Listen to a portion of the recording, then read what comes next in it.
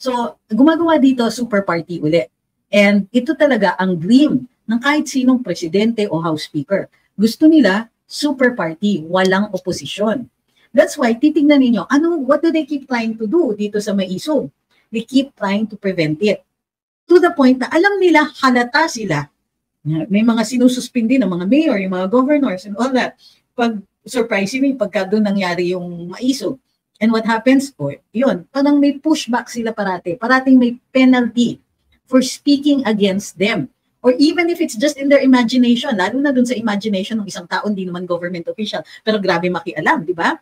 Pagka nasa sa kaplaningan niya, naisip niya, uy, this person, ayoko sa kanya kasi she's speaking against me or against us or against the government.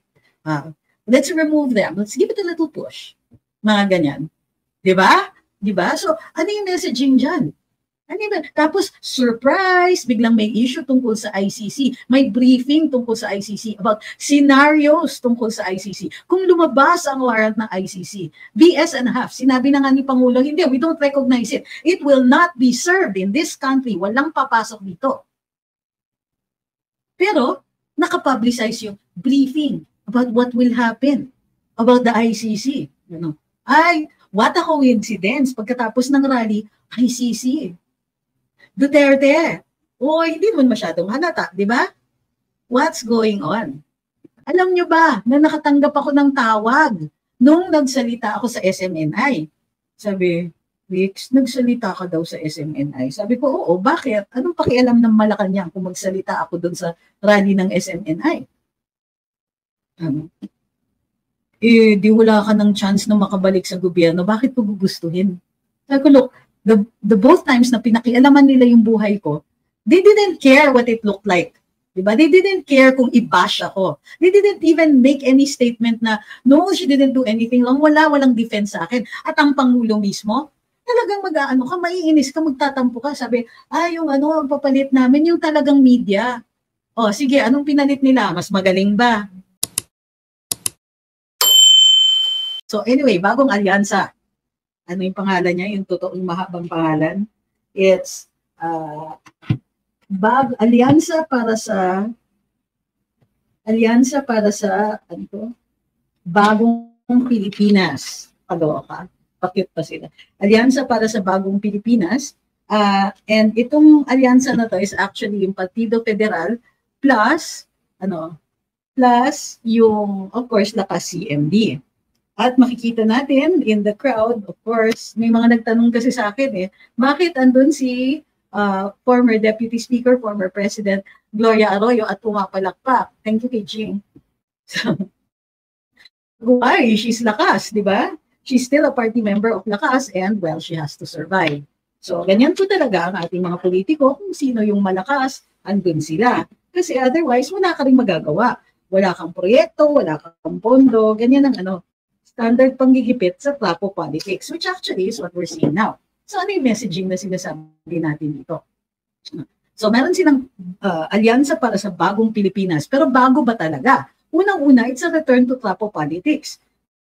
Ito, ang ginagawa nito si Speaker, and ang primary mover dito is the Speaker of the House, Mr. Ferdinand Martin Romualdez. And nakipag-alyansa siya sa partido ng Pangulo, which actually the President has not been paying much attention to since he became President. Recently na lang, a few months ago, nag-umpisa yung pumasok si Sandro dun sa PFP and he took his oath as an officer, one of the leaders of Partido Federal. Of course, his father remains the, the chair. Kasi siya yung presidente. Pero sa totoo lang, since 2022, halos walang pensiya dun sa PFP. Ito na recently. So now we see this new alliance at pag-iisang dibdib. It's a wedding. Pagsasama ng dalawang partido that are strongly identified with the president or with, in this case, the speaker or the president's family. Ngayon, tinitignan pa nila ang ibang mga partido tulad ng Nationalista, National Unity Party, at Nationalist People's Coalition para maisama dito sa kanilang big party. Now, naaalala niyo po ba, some years ago, nung Speaker of the House, si Joe De Venecia, he created what was known then as the Rainbow Coalition. which was interesting, di ba? Rainbow Coalition. So iba-ibang partido din, parties retain their identity, pero lahat sila sumumpa under the Speaker's Party. Which means, basically, is that there is no check and balance within the House. Hindi po, walang, kumaga, moro-moro yung kunwari, may tumatanggi, may tumataligsa, merong nag-o-oppose, whatever, mga ganyan. But actually, what they're doing is creating a super party, which I'm sure they will be able to do. And this super party will basically decide everything in government. Ang gusto nila, because they don't do very well with opposition. Hindi nyo ba napapansin? They're always shocked when somebody speaks against them. One of two things lang, aaregluhin nila yung mga taong nag-iingay against them, or dinudurog nila. Tatanggalin sa pwesto, tatanggalin sa trabaho, maninira, mag-hire ng trolls. They don't do very well with an opposition. Yan. So, ibig sabihin dito is, at kumbaga, tuloy-tuloy yung kanilang pagkapikon.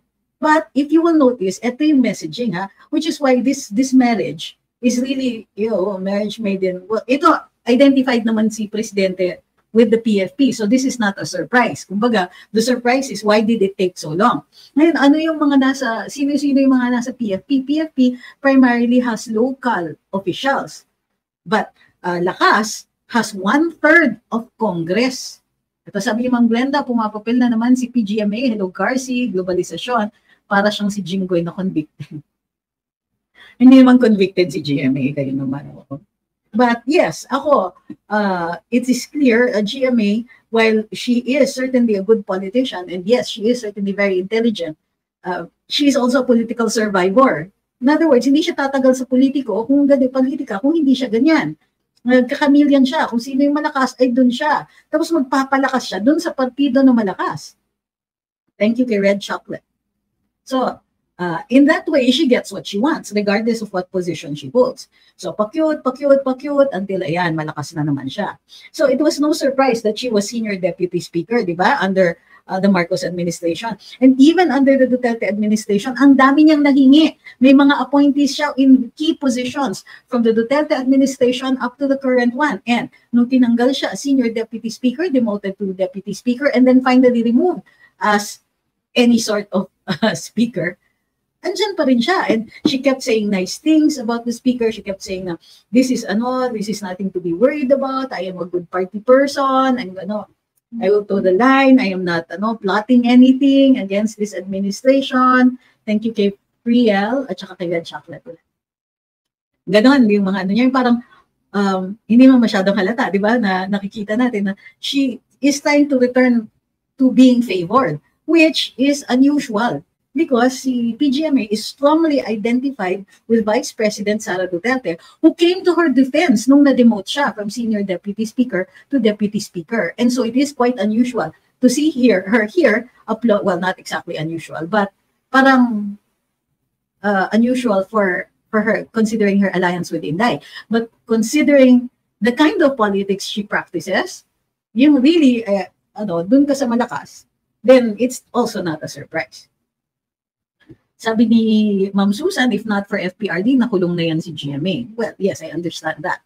But like I said, political survivor yan. Kumbaga, real politic. Kung mag-iintay siya for anything to change, wala siyang mapapala. So, better for her to continue her alliance na lang with the speaker.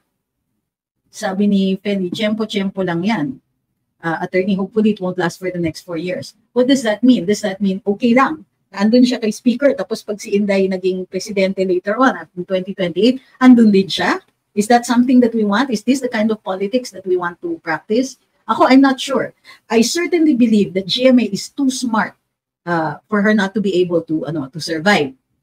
But alam niyo naman ang leanings ko ever since, di ba? And hanggang ngayon, in fact, I told her to her face, ma'am, abogado ako ni Nick Paildon. Abogado ako ni Jason Aquino. And these people, they were not shy about telling her that she had to go as president. Sabi ni Red Chocolate, Attorney Trix, magkaiba naman po yung political animal sa political linta, di ba? Oo nga naman. Ay, pasensya na. Alright. sorry. Taga natatawa pa ako. Grabe kayo. Uh, so well, you know, we have what we call political butterflies. But ang nakikita ko kasi dito is, ano ganyan yung politika natin. There are no real parties. Hindi partido yung mga lakas. Partido ba yan? Hindi yan, it's nothing. It's an alliance, actually. It's an association. Ay, dito, grupo-grupo tayo. Kasi yun nga, collectively, they're stronger. Pero really, nandyan lang sila para kumapit sa kung sino yung pinakamalakas. Doon sila malapit sa kabanang bayan. Kasi yung pagpupwesto nila ay, well, in part, realpolitik. And the other part is, well, survival. Halimbawa, wala kang proyekto Hindi ka magiging priority at paano ka makakapasa ng mga batas kung kongresista ka pero nasa minorya ka. You'll have to make deals. Diba? And then some people, kung talagang matindi yung kanilang paninindigan, wala sila talagang maa-accomplish. And that's the truth of that. It is a collegial body. Ibig sabihin, kahit you stick to your principles, pero kailangan mo maipasa yung importanteng legislation, you will have to make deals with everybody. So, ayan. And so we end up with politicians like that. So, kailangan talagang pag-isipan natin. Ganito ba, tatanggapin ba natin yung mga ganitong mga palakad? Because look, President Duterte acknowledged that there was a system like this. Ina-acknowledge niya. Pero he was the game changer. May konting politika, he knew how to play the game out. Too much compromise. Nakikicakes. Ang nakikita ko dito is, yun nga, sabi ni Orange Miming, sorry pero pag survivor na negative way, ipis ang naiisip ko. Kung may political butterfly, meron din political ipis. Ang tingin ko, iisa lang yan. Sabi ni RJ, we're just so full of political turncoats with politicians just aiming for their interests and survival. So, sabi ni Ferds, binaboy ng legislative ngayong constitution naman. But I think, and he bring up an interesting point, sa totoo lang. It means, what is this alliance building doing? Ang tingin ko, it's towards charter change. Pagka lahat ng mga political parties, mailagay nila dun sa super coalition nila, sinong lalaban sa kanila? Tatanggi sa kanila. Sino ang mag-oppose dun sa mga posisyon na gusto nila? Okay? So what do we do? Tayo? Tatanggapin pa ba natin yung mga ganyan? I mean, para sa akin, ako kasi, tinanggap ko si GMA before because President Duterte needed her. And then later on, VP Inday needed her. They need her political savvy, her capability to build alliances, to bring people together. But now she's showing by herself being out of the kulambo, away from the seat of power, niya what it's like to not have power. And so she's back. She's back to, to insinuating herself in the power structure. Kumbaga, kaya ng mamamayang Pilipino, totoo yan. But we also have to acknowledge these obstacles. Ano ba? What I don't like is those colored glasses. Sabi nyo, hindi, malakas ang mamamayang Pilipino, hindi, marami tayo. No, I want real numbers. Why? Because strategy building happens at that point. First, know what the facts are. The facts are they're building a superstructure, a super party, which is truly a surprise to any of us. Para sa akin nga, super party na nga ang lakas Isipin nyo, 1/3 ng kongreso kanila, pero actually, halos lahat ng kongresista kanila. So, gumagawa dito, super party ulit. And ito talaga ang dream ng kahit sinong presidente o house speaker. Gusto nila, super party, walang oposisyon. That's why, titingnan ninyo, what do they keep trying to do dito sa Maisog? They keep trying to prevent it. To the point na alam nila, halata sila. May mga sinususpindi ng mga mayor, yung mga governors and all that. Surprisingly, pagka doon nangyari yung Maisog. And what happens? Yun, parang may pushback sila parati. Parating may penalty for speaking against them. Or even if it's just in their imagination, lalo na dun sa imagination ng isang tao, hindi naman government official, pero grabe makialam, di ba? Pagka nasa sa kaplaningan niya, naisip niya, uy, this person, ayoko sa kanya kasi she's speaking against me or against us or against the government.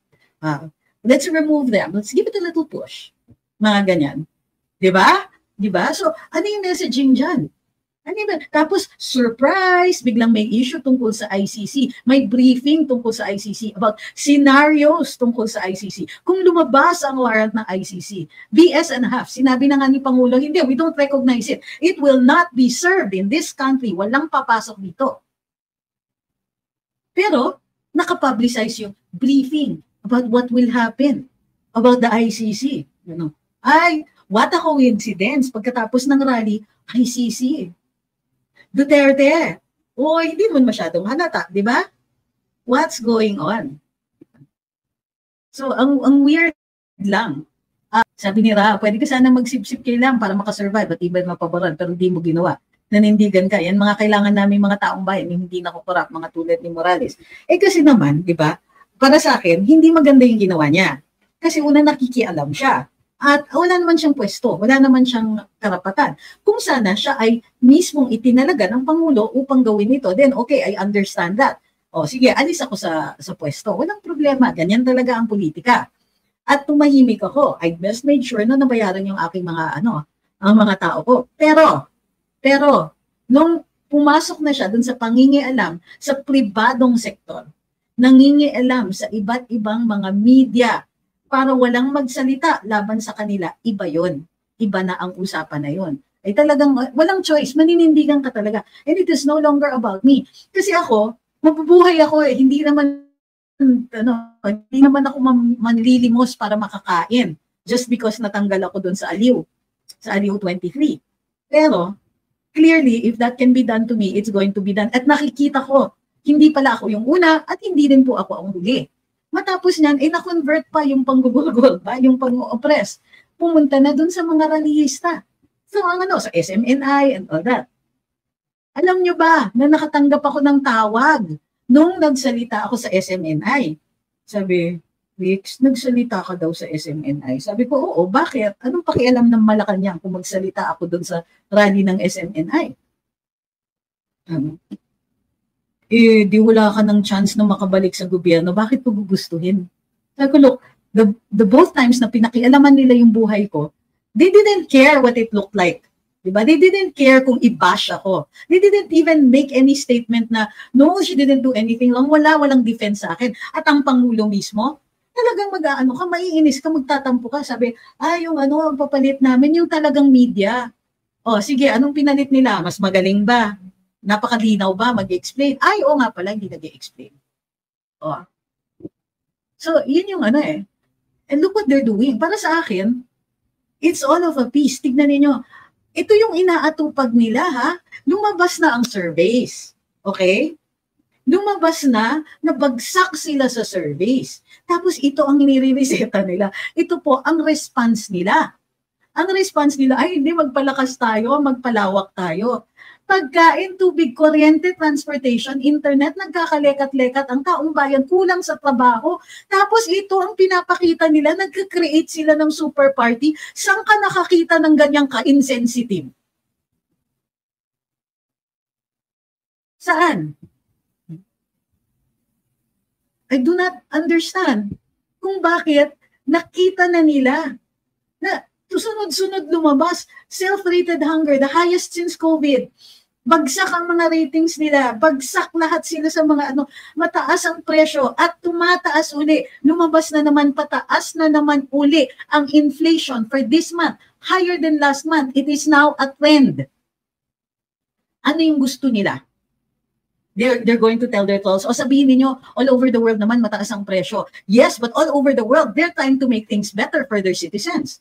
Dito, sasabihin niyo na, hindi, tanggapin niyo na, mahal naman talaga lahat. Woo! Kaloka kayo. Sobra, di ba? Thank you kay Yvette. So, what are they saying here? Dun sa nag-create kami ng political alliance at gusto namin sa susunod, andyan ang nasyonalista. At syempre, di ba, sino yung pinaka-visible na nasyonalista? Si Sunny Trillanes. Pakyut ng pakyut. Siya dyan ang nagpasimuno ng mga ICC na kwento. Diyos ko, magre-rely ba tayo kay Sunny Trillanes para sa ganyang klaseng importanteng balita? Thank you kay Ma'am Telms at saka kay Jean. Tapos, tama, sabi dito sa TikTok, tuloy-tuloy pa rin yung sa loto. Naririnig nila. Pinagtatawanan na natin. It's a joke. Lotto is a joke. Eh sino niloloko nila? Yung mga mahihirap na nararamdaman na nila yung hirap ng buhay. Kaya sila ng kaya. Baka sakaling tumama. Sino yung niloloko nila? The people who are most desperate. Tapos maglalagay sila ng super coalition. Tama. Sensitive nga kayo. Nagbabluff sila hoping to scare PR. Posible, but ganito yan eh.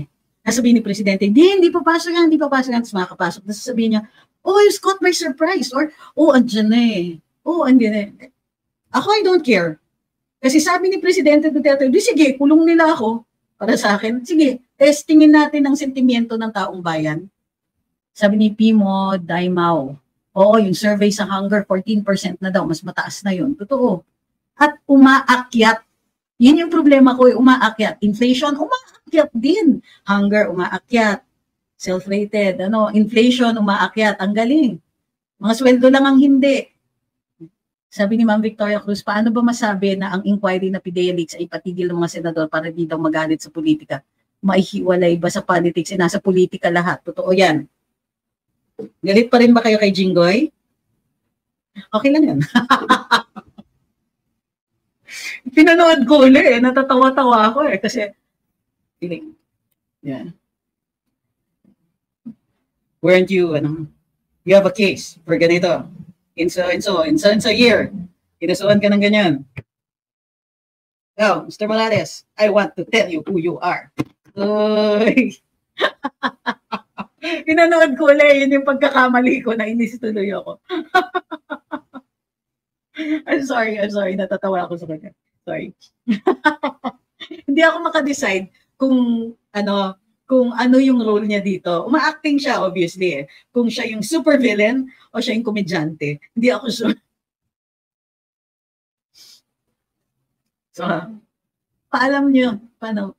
Gusto ko kasi alam ko natatamaan sila. May epekto. Yung mga yung outpouring ng inis, minamonitor ko yung mga reaction eh. From what I hear, natatamaan siya, nasasaktan siya. So yun. So, kay Robin, hindi pa ako masyadong inis. Pero kay Senator Jinggoy, parang, ayoko lang talaga kasi ng bashing, pero masyado talaga. Am I joining any party? No. At least that's not in the radar. I mean, wala naman, unang-una wala naman nag-ask. Diyos ko, sasabihin ko ba sa partido, uy, pa-join. Jahe naman. So, si JJ says, na-relieve ang head ng Highway Patrol Group ng Davao kasi nag-provide ng escort kay PRD. Ha! Tauhan kasi nila ang new regional director na kakasuka. Pero hindi ba yung nagbago ba yung regional director, yung nagpa-relieve ng city COP? Wow, ang gulo ng Kaya ako, ang tingin ko, tama si Presidente Duterte. Mahalin natin yung PNP kasi yung iba na naglalakas loob, talagang ang lakas ng hampas sa kanila.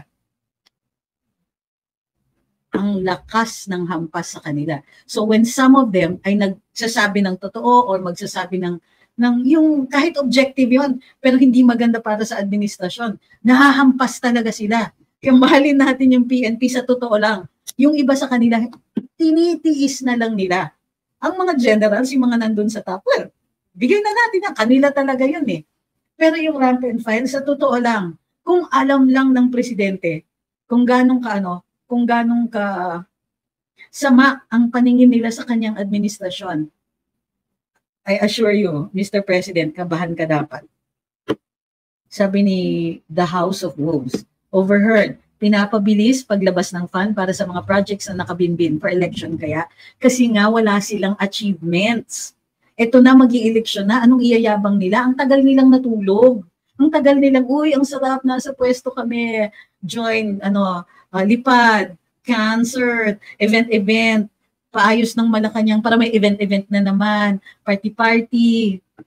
Ay, ngayon kumakaripas sila makahanap ng ng achievement. Paano nila maipalalakas yung kanilang mga achievements? Yun, tumataas ang presyo ng lahat ng bilihin. Tumataas ang rate of hunger. Bagsak ang unemployment,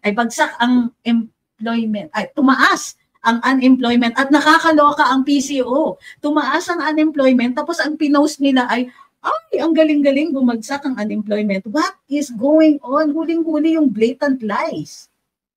Ipaalam ninyo. So nakikita nyo, natatamaan sila at nararamdaman nila. Sabi ni Red Chocolate, hala, budget, ano yun? Meron pa pala? Sabi ni Malacanang Cleansing Services, Nexona ilagay na ang blessings ng heavy equipment sa Dumaguete. Itong siraan, napaka-nega. So, malamang, lulusot yung tsa-tsa nila. Kasi super alliance na, Malacanang makaya pa kaya ng PDP ni Duterte. Sige, pag nagsalita ka ng ganyan, sigurado talo. Hindi makakayanan pag ganyan ka magsalita. Kasi mag-uumpisa yan sa ganyan eh. Pakalat natin yung nega mo, tignan natin, buti sana kung 6 na taon lang ang titiisin natin sa kanila. Kasi hindi dapat natin tatanggapin yung any other possibility except na mapaalis natin sila through the next elections or whatever, di ba? Ang point dito is that people must be made aware. Ano ba ang ginagawa o hindi ginagawa ng administrasyon na ito? So, anong ginagawa nila? Bagong alyansa.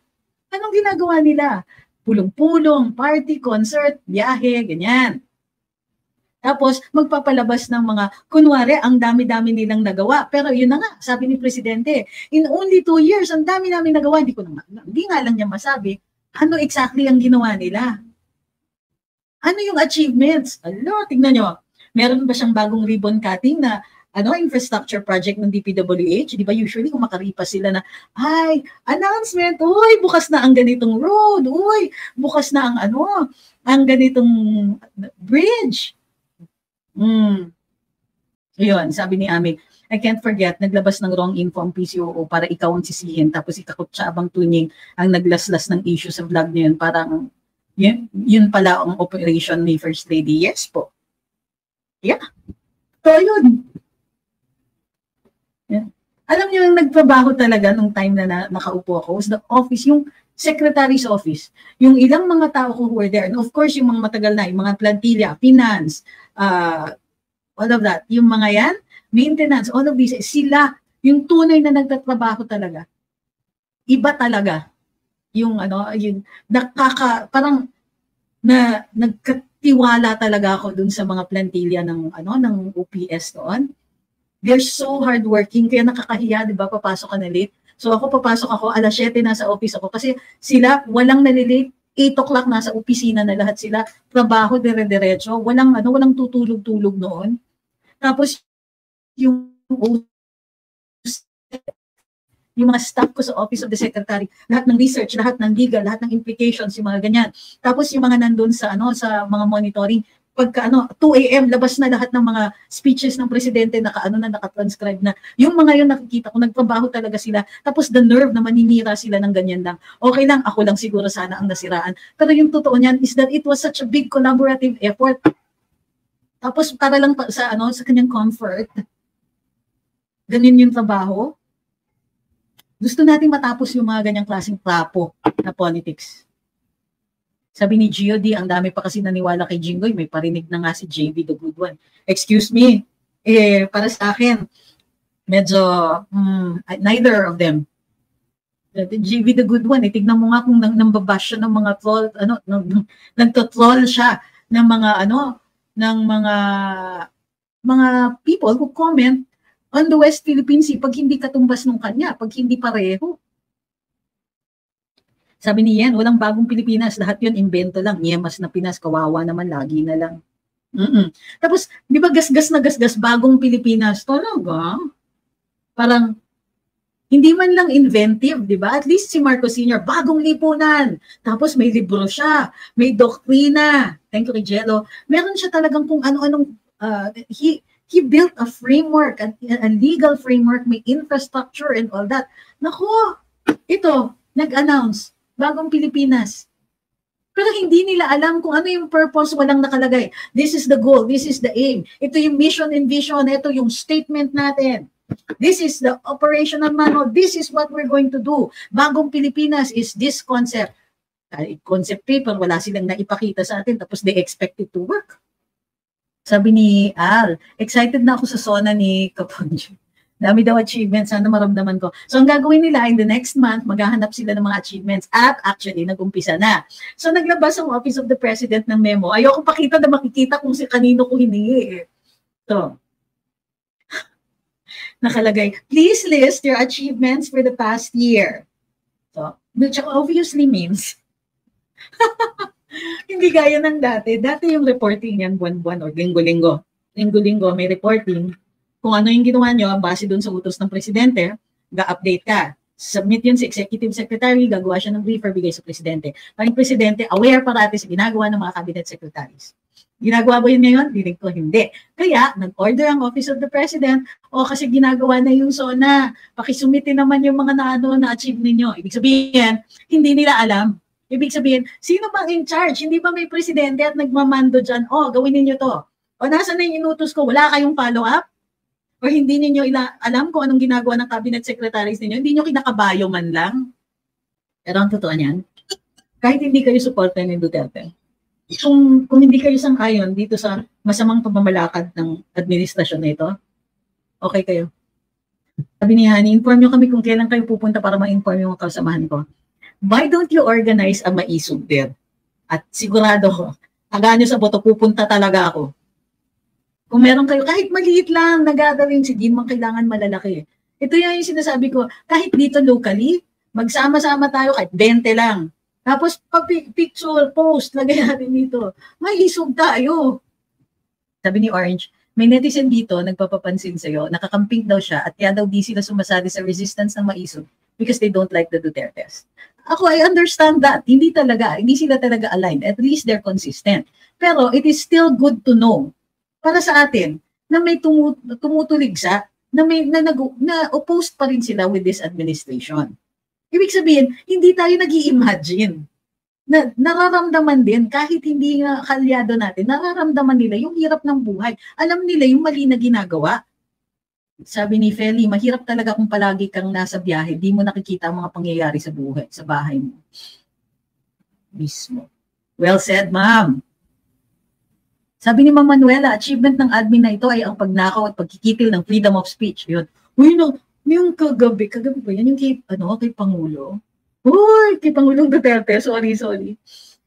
Yung sige, binawi nyo yung permit sa Dumaguete, sinarhan nyo kami ng Freedom Park, o sa ibabaw ako ng truck magsasalita.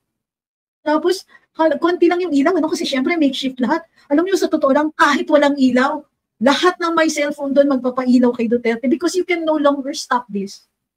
Hindi nyo na mapipigil. It's going to happen. Maririnig nila tayo. Tingnan nyo, former President Duterte, umakyat sa likod ng truck para magsalita. Para maparinig uli sa atin yung pinaka-iniintay natin na PI niya. Yun lang ang PI na sinang-aayunan ko sa ngayon. Natawa din ako kay Mayor Baste. Gusto niyo makita ang muka ng ating bansa? Ngayon, panoorin niyo ang interview ni Chabang Tunying kay Fierce Lady. Yan ang mukha ng Pilipinas. Iba din klase si Mayor Baste.